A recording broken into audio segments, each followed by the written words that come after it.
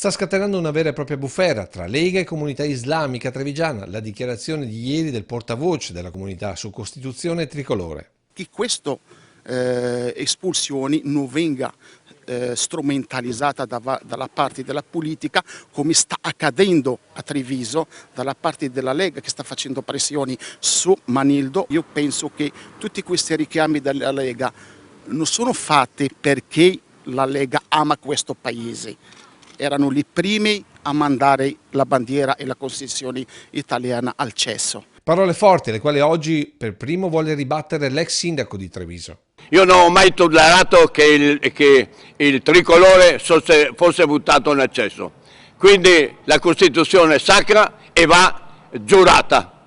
Quindi questi imam che fanno parte di un'altra civiltà, quando si rifiutano di giurare sulla Costituzione, sono fuori legge e quindi fuori dalle scatole, subito, tutti quanti.